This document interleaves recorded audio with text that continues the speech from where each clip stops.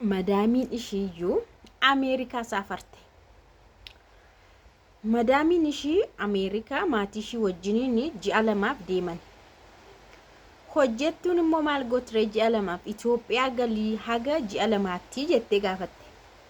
Lakkii jette galuun barbaadu niin taa'a achi yoo.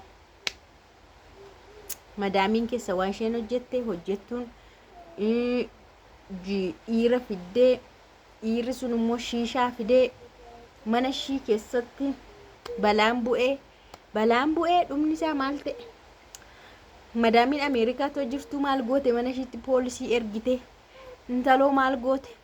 Agaduma dhaggeeffadhaa qaba. Fagaataniiru shamarran keenya abbaate manuma namaa kun igaatti toleetu. Qeema haadhaaf abbaa isaan qee haadhaaf abbaa ofiitti illee akkasii dargaggeessan fidan. Maal jedhee kun aadaa keessa hin jiru. Kun biyya keessas hin jiru. Na intaloon quuftee ama qilinxoo seenteertiin sin jedha nagaan siniif haa ta'u kabajamtoota hordoftoota akkam jirtu nagaa keessanii baay'ee nagaa ku galata waaqaa ta'u bagga jiraattan bagga raggeessanii bokkaan roobaa jira. Bokkaan roobuu jalqabeera. Sa'aatii booda bokkaan baay'ee roobaa hin duumessaa hin dukkanaa argitan manni keessallee dukkanadha. Guyyaadha mootii garuu amma sa'aatii gara 9ti. Innaa maaltu ta'e dhaga Dubaayidha. Taateen kun kan ta'e Dubaay. Madaamin kuni Masriidha. Masriidha dhufan garuu Dubaay ma keessa jiraatu. Isa booda mucaan ishii tokko Ameerikaatti barumsa barata. Ameerikaatti barata eebbisaa gahe. Eebbisaa gaafa gahu dursanii deemuu barbaadanii ji'a lamaaf deemanii chumaan bakka sababeeffatanii machi tutturuu fi bashannanuu kana barbaadanii saganteeffatanii isheedhaan maal jedhanii hojjettuudhaan ji'a lama turre waan ta'eef galii Itoophiyaatti galiitii maatii kee dubbisitii hin dhuftaa. Yeroo nuun deebinutti atis hin deebitaa. Mana duwwaa keessa qofaa kee taa'uurraa. Asii immoo soo maatii qabaannee silaa bira si geenya turre maatii asii hin qabnu jedhan. Masriidha siniin jedhe. Isheen lakki biyyatti galuun barbaadu jette. Yaa'uga keezii ishee beeka galuun barbaadu asuman turaa ammas hin dhuftanitti manuma qophaa kee onna manuma keessan turaa jennaan tole jettee madaamii bakka waan si barbaachisu jettee fuutee deemtee waan mana keessa agiraaxa hunda guuttee fi waan ishee bakka manichatti ishee barbaachisa jedhame hundumaa guuttee isa booda immoo maal gooti madaamin keessanii kaameeraa isa dhoskaa jechuudha. Normaalii isa isheen beektu osoo hin taane amma layyetti kan jedhe jechuun addatti jechuudha. Addatti kaameeraa adda otoo isheen hin argin goggooteetti. Bakka iddoo hundumaa jechuudha. Alarraan illee ala karraa yeroo dhufamee tuqamu jarasiin hin iyyamti. Isa alaallee alarraan keesseetti jechuudha. Eenyu dhufee akka jarasii sana tuqu banu iyyisiisu qosoqosullee gooteetti everywhere. Eessumayyuu bakka goggooteetti jechuudha. Isa booda mucattiin kun haga torban tokko akkasumatti taa'aa turte. Isheen achi teessee hordofaa jirti waan ta'eef konneekti godhatteetti hin hordofti. Haga torban tokko nagaadhuma fayyaadhuma ishii maa hin jiru jireenyuma ishiitti fuftee jirti manicha keessatti. Torban tokko booda garuu nama fiduu jalqabde. Baay'ee mucatti waggaa 4 mana sana keessa kan jiraatte. Haaraa bireeshii miti waggaa 4 isaan faana jiraatte kanatti dhayyuu isaanii kan atis Itoophiyaa deemiin dhufta nun immoo deemanii kan wal mari'atan isheen galuun barbaanne malee booda ijoollee durbaa fidde. Ijoollee durbaatu dhufee isheen hin hordofte achuma teessee hiriyaan qabu jette miti kanaan duraan hiriyaa isheedhaa qabaatu isheedhaa dhufan jedhu kas isheedhaa bira dhaqu hin agarre ijoollee dubaraa kan isaa fidde jedhee dhiisee dhufanii maa yaa nyaatanii dhuganii haasa'anii hin deemu jette humti wanti addaan jiru dubaroota waan ta'eef itti fufee dhiira fidde. Xayyib jennaan isheen kaameeraadhaan hordofte. Dhiira fidde dhiirri sun immoo maal fidaa shiishaa fidee dhufa. Shiishaa sinii fida. Innaan jedhannaa mana madaamii keessatti ishkololee haasa'uun jalqabaniire ishkokkoo wal baachutti.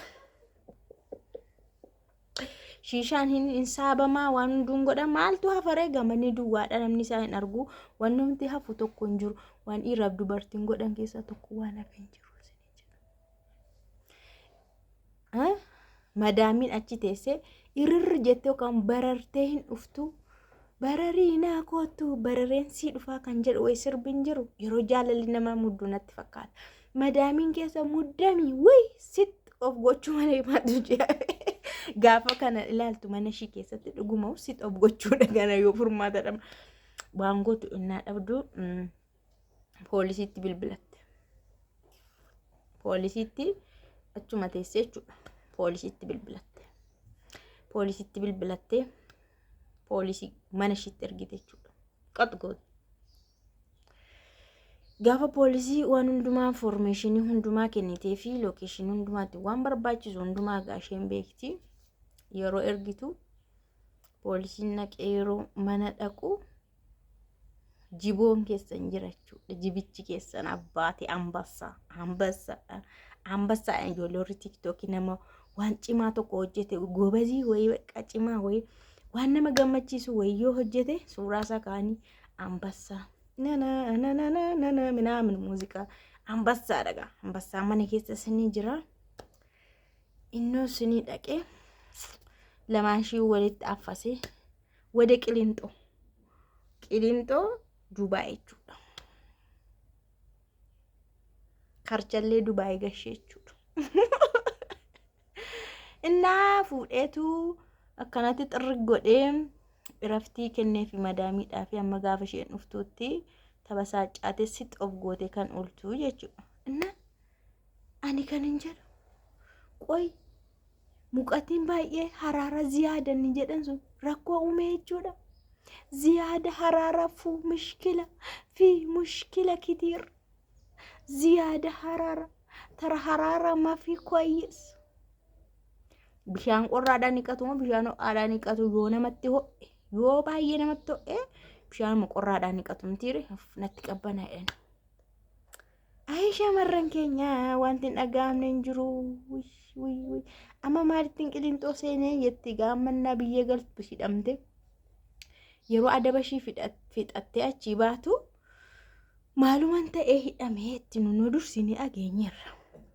dursinee ageenyerra galtee waan madaamiin na reebdee na tumtee na qaltee achiin na baastee na hiisistee damooza koon na dhawwattee ittiin na galtu gaa warra shii qadadaafuuf xurumbaan kun warri maal beekure warroon beekani ay biyya arabaa mucaa kokkas godhanii harka duwwaa gashanii maalan dubbadha haati isi maamaati waan beektutti isi ishee waan isheen afuufte xurumba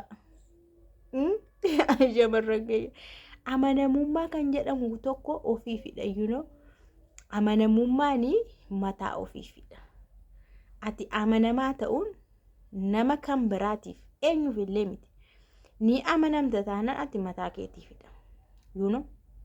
Amanamummaan baay'ee barbaachisa dhugaa waaqa. Amanamummaan baay'ee barbaachisa. Namni haa jiraatu namni hin jiraatin. Kaameraan sirra haa jiraatu kaameraan hin jiraatin. Amanameeti. Lafa deemtuttu biyya sana qofaa miti. Iddoo ma jiraattu hundumaattu amanamummaa qabaadhu bakka. Ati yoo amanamaa taate waaqni si amanama. Dhugumaa dabala. Yoo ati jireenya kee amanamaa ta'e namaaf amanamaa taana waaqni si amanama. Si amanama jechuun waan kamiifillee si amanameetu si raawwata.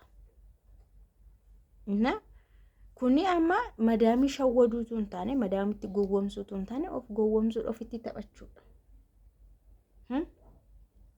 Kana fakkaata qubeen dachaan siniin jedha jabaadha namni hin jiru jettanii indaa'um namni hin jiru jettaniiyyuu nyaata keessan hin jijjiirina dhugaan siniin jedha namni mana keessa hin jiru jettanii nyaata hin jijjiirina waa yoo isinirra dhaabbateera wanti hundumtu waan ta'eef regular akkuma namni jirutti nyaadha akkuma namni jirutti shaawore akkuma namni jirutti qadha akkuma namni jirutti bakka amanamummaan kanadha. Akkasii siduun jedha yoo utaalan malee hin cabanii kan quufeen utaala kan utaalan immoo hin cabaadhaan kun wanta loon caccabdee kun amma dhidhiibamaa artii jechuudha achi ciiste.